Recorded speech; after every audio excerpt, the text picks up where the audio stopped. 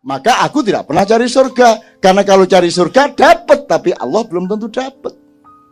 Tapi kalau aku cari Allah, pasti dapat Allah, pasti dapat surga. Jadi ngapain cari surga itu loh? Ngapain ulama-ulama itu ngiming-ngimingi surga neraka, surga neraka? Ngapain repot nambah-nambahi file? Itu kamu digoda sama Allah. Supaya coba dia fokus nggak sama aku. Kan gitu kan? Coba itu kayak wanita yang pakai make up. Kan gitu kan? Akhirnya laki-laki terpesona kepada make upnya, lupa kepada intinya.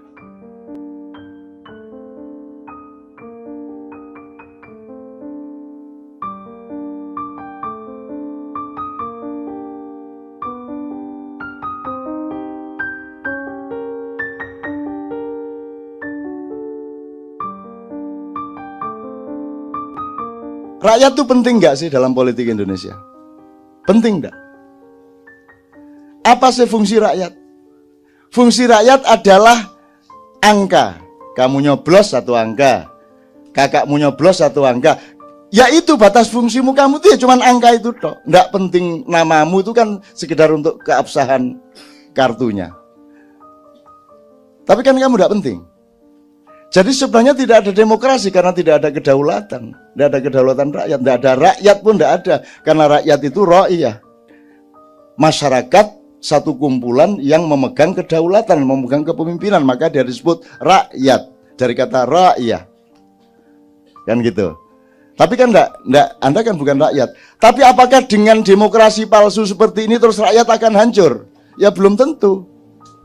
Belum tentu. Anda pikir manusia itu harus dididik di sekolah, baru dia bisa hebat? Emang ada nabi yang sekolah? Emang ada rasul kursus? Ada wali les gitu? Nabi pun tidak seorang pun yang dididik Quran dan hadis. Coba, ayo modar aku saya. Emang Nabi Muhammad dididik oleh Pak Abdullah dengan Quran dan hadis? Jangan marah loh ya. Saya tidak mengatakan Quran tidak penting, sangat penting. Tapi jangan terus itu menjadi satu-satunya ukuran yang kaku. Loh, tidak ada seorang nabi pun yang dididik dengan Quran kok. Belum ada Quran nih. Iya. Pemenang Nabi Daud, apa Quran nih gue? Apa? Gak roda Nabi Musa tak takoni sampean gak tahu maca Quran. Cok ngunu tanun gitu kan ya. Gitu. Guyon saya sama dia. Bener nggak mas? Kan bener kan? Jadi kan Anda harus menangkap mana inti kesadarannya. Bukan lembaran Qur'annya, bukan bunyi ayatnya, tapi inti kesadarannya apa?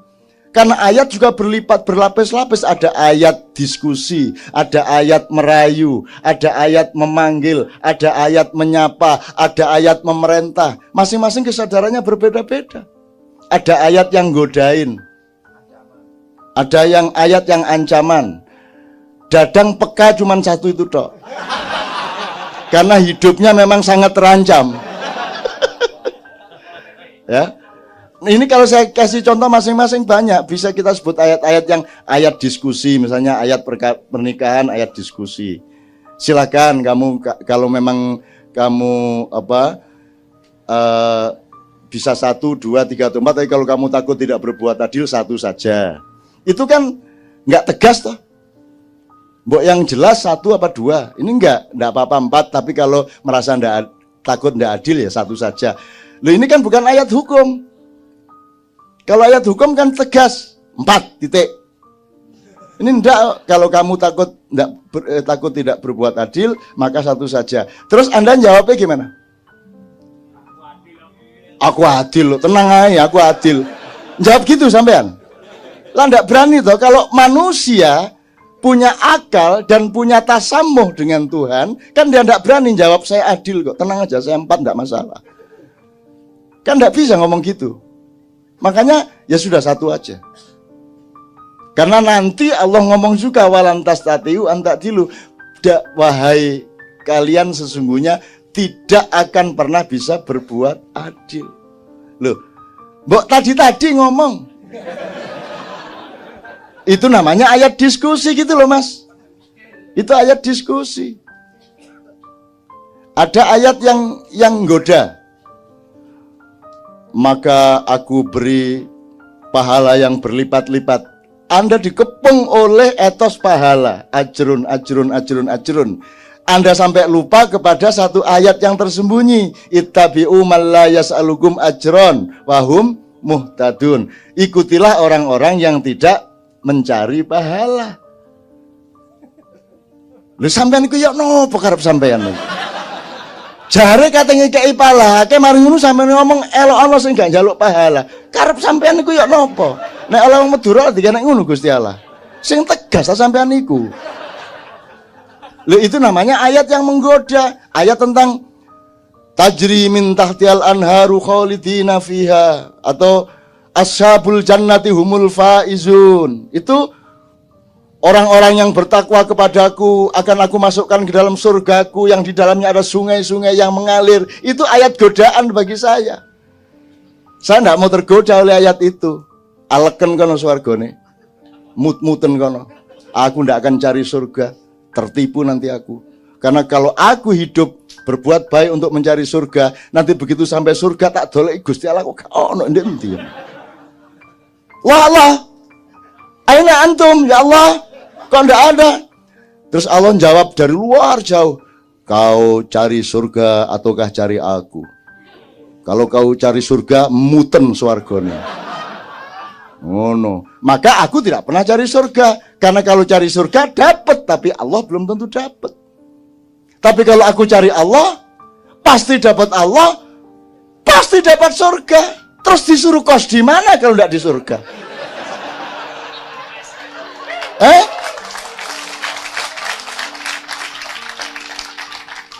Kan tidak mungkin. Ya sudah kamu mencariku sini hambaku sini ya. Kamu sementara di neraka. Ya tidak mungkin lah. Jadi ngapain cari surga itu loh? Ngapain ulama-ulama itu ngiming-ngimingi surga neraka? Ngapain repot nambah-nambahi file? Itu kamu digoda sama Allah. Supaya coba dia fokus nggak sama aku. Kan gitu kan? Coba itu kayak wanita yang pakai make up. Kan gitu kan? Akhirnya laki-laki terpesona kepada make upnya, lupa kepada intinya. Kan begitu. Jelas ya Mas ya? Loh, ini menurut Anda ini tauhid bukan ini? Kalau tauhid itu benar-benar kepada Allah dan Anda percaya Allah itu ndak usah kamu minta. Kalau kamu fokus kepada Dia, ojo meneh swarga. Semua dikasih ke kamu. Nggak usah kamu minta. Gila apa? Nggak dikasih surga. Pasti dikasih lah. Kamu ngapain cari surga itu loh? Ngapain? Heran saya. Kok Ya proses nggak apa-apa. Tapi di kono tilang. Apa meneh surga dipek dhewe, liyane gak oleh mlebu swarga. Ki jenan kon. Kate teplek ganok kancane, kate remi ganok kancane. Chelsea, Atletico Madrid ganok kancane. Ya toh Mas? Nah, jadi di tingkat kesadaran mana Anda berada? Disitulah penelitian hidup Anda terus-menerus. Melihat capres, melihat koalisi segala macam tergantung pilihan tingkat kesadaranmu sekarang. Tentu saja tidak apa-apa memilih kesadaran politik praktis, tidak ada masalah. Tapi jangan dijadikan isi hati. Kamu harus tahu kalau gampangnya gini, apa yang kamu masukkan hati, apa yang boleh masuk pikiran, berapa persen itu sesuatu masuk hati, berapa persen sesuatu masuk pikiran, apa yang tidak usah masuk pikiran, tidak usah masuk hati, cukup tak pegang di tangan kanan. Apa sesuatu yang lain urusan yang taruh di saku aja lah, kapan-kapan kalau dibutuhkan diambil. Nggak perlu tiap hari ludeng terus. Di sini ludeng terus. Stroke akhirnya. Dan ada sesuatu dan sangat banyak sesuatu di Indonesia ini yang cukup kamu taruh di tangan kiri. Apa bedanya tangan kanan sama tangan kiri? Untuk orang modern sama aja. Kenapa sih harus tangan kanan? Liyo cok ngono ta rek. Ayo nek ngono nesing cewek tangan tengen kon. Ayo ngene kon. Ayo. Ya beda lah kanan sama kiri. Wong kanan kiri beda aja kok ndak boleh demi demokrasi gitu loh. Ci angel arek-arek. Wong kita tuh gini aja kan mele toh. Agak ngene toh Mas. Ngene toh mele toh ya. Mosok nggak boleh kan ada kasta. Kasta itu kan penting. Ayo mulai bingung iki. Lu kok canun Hindu? Lu Hindu ndak semu. Kasta itu artinya level, derajat, stratifikasi. Ya toh, yang salah adalah kalau orang diletakkan pada strata yang tidak relevan. Tapi manusia bertingkat-tingkat. Ada yang kesadaran batu, ada yang kesadaran tumbuhan, ada yang kesadaran manusia. Manusia pun ada detail-detail. Itu yang disebut kasta. Ada manusia dengan kasta materi, ada manusia dengan kasta rohani, dan seterusnya. Nah, kasta tertinggi adalah inna akramakum indallahi atqakum cetha toh. Orang-orang yang berjuang di jalanku akan aku beri derajat yang sangat tinggi. Apa itu kalau bukan kasta? Jadi bebaskan kata kasta itu dari dirimu yang pengertiannya ada sentimen-sentimen sejarah. Wong kata kok kamu hubung-hubungkan sama ajaran. Sekarang orang Kristen yang ngomong alhamdulillah tidak masalah kok. Hanya di Malaysia yang tidak boleh. Di Malaysia itu selain orang Islam tidak boleh menggunakan kata Allah. Akhirnya muring-muring pendeta-pendeta bingung lah. Katanya ngomong ya apa Allah disebut apa. Kan tidak boleh di Malaysia. Setahu saya ada peraturan nasional selain orang Islam tidak boleh mengatakan kata Allah. Pokoknya semua yang bukan orang Islam jangan pakai kata Allah. Itu lupa. Nabi Muhammad anaknya siapa? Bapaknya siapa namanya? Abdullah. Abdullah Muslim apa bukan?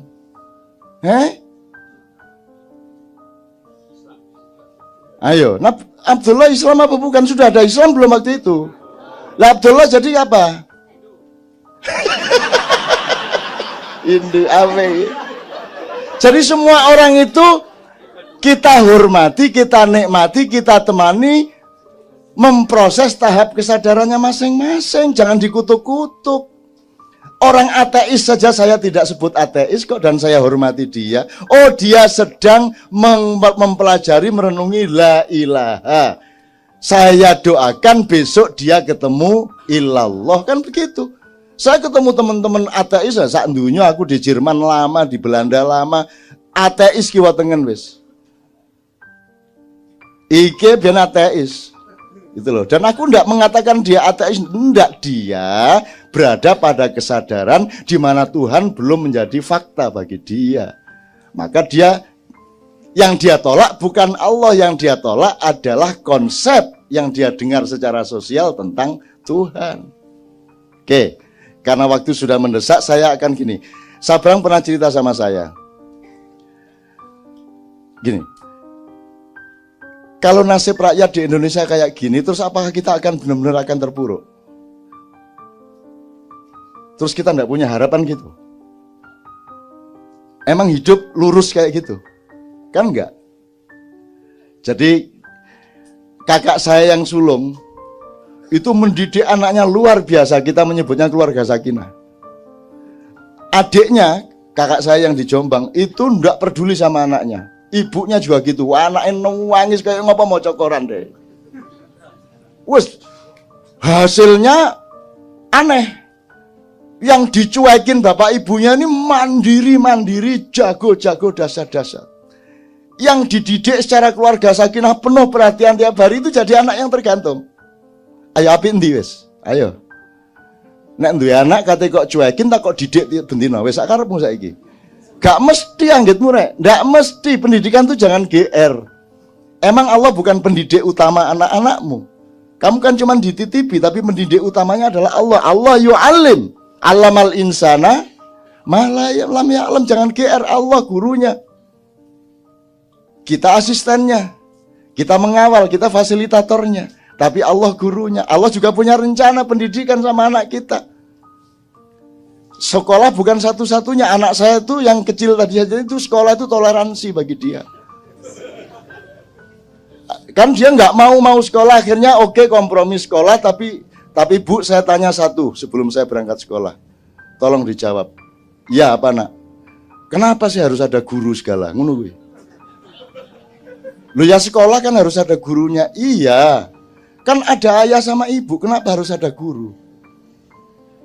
Loh ya kan yang didik rampak kan bukan hanya ayah ibu, kan harus banyak orang lain yang juga ikut mendidik rampak. Oh ya oke, saya sekolah. Gitu. Akhirnya sekolah. Sampai sekolah nanti mulai bisa baca, mulai dia kecam-kecam, diwoco sinang. Ayo pulang sekolah langsung nyusun buku untuk besok. Yang tadi dipelajari lagi terus diwoco. Gini aja kok pelajaran.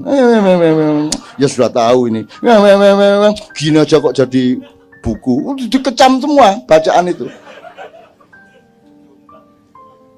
Gini aja kok jadi pelajaran itu kan. Terus sing soal agama dia tanya. Bibi pertanyaan nih. Sampai rumah pulang sekolah ketemu saya. Ya, agama itu penting, Bang. Belah mati aku. Ini nek aku ustadz tuh tak langsung kafir. Gitu kan. Terus saya langsung harus cari jawaban gini loh.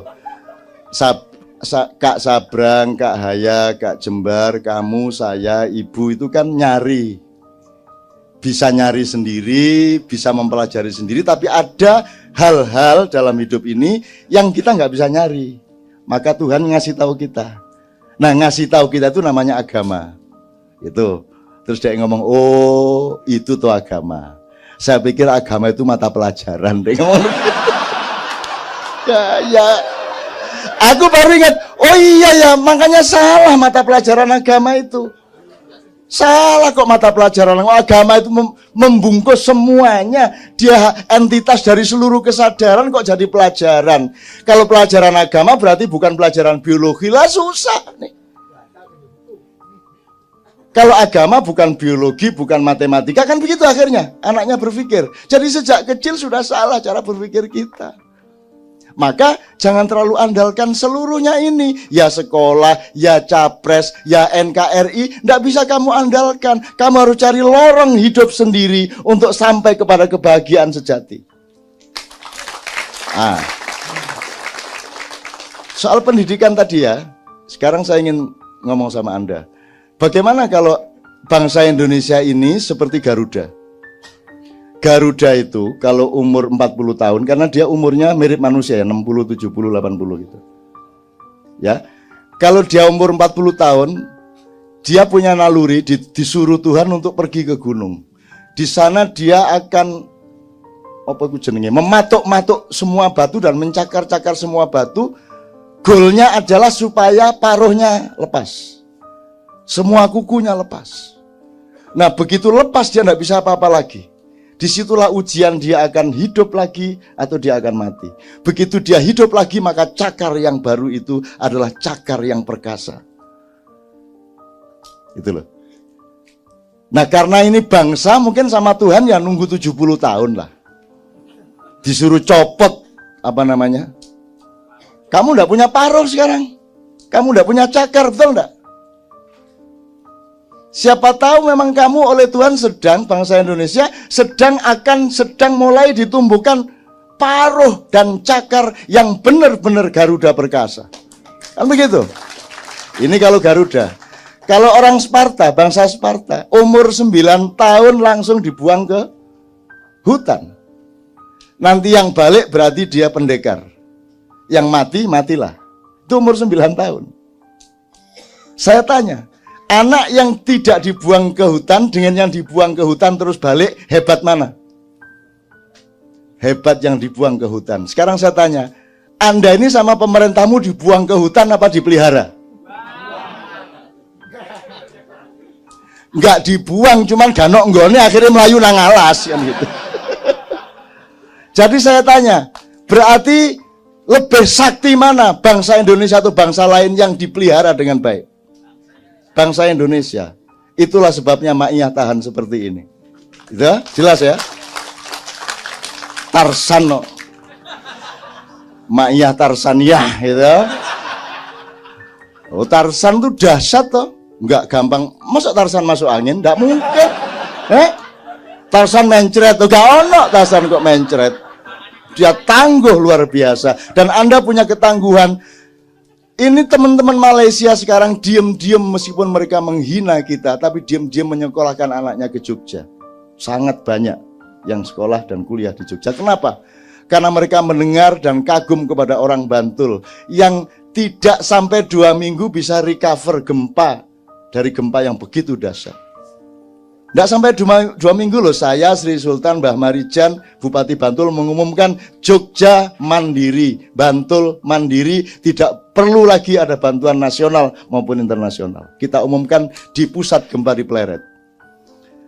Dan di Bantul berdiri lagi rumahnya, dan sehari setelah gempa itu sudah tidak ada orang cemberut lagi. Guyang guyu, cengenges, ketemu saya alhamdulillah. Kok alhamdulillah piye? Rumah saya diterima oleh Allah Subhanahu wa taala. Ngono. Coba, itu kan tingkat kesadaran, Mas. Bener nggak? Tingkat kesadaran. Bukan rumah saya hancur, dia bilang rumah saya diterima oleh Allah. Baru saya bikin, belum saya tempati 1 minggu, sudah diterima sama Allah, Cak. Loh, itu tingkat kesadaran. Ya teman-teman sekalian, jadi saya memberi catatan kepada Anda, bahwa Anda ini mungkin anak kecil yang oleh orang Sparta dibuang. Dan orang Sparta inilah yang kemudian dengan hanya 300 prajurit mampu mengalahkan 10.000 prajurit yang menahan. Ya, tapi mereka mampu bertahan. Yang kita ambil bukan sejarah menang kalahnya, yang kita ambil adalah metodenya. Jadi 300 pasukan yang dipimpin Leonidas ini, kenapa mereka bisa bertahan dari 10.000 penyerbunya? Karena mereka yang menciptakan ruang untuk peperangan. Dan di dalam ciptaan ruang itu mereka memilih metodenya. Kalau Anda masuk ke medan perang lawan, Anda diatur oleh lawan Anda. Kalau Anda pakai pola berpikir makyah, Anda tidak bisa diatur oleh orang lain.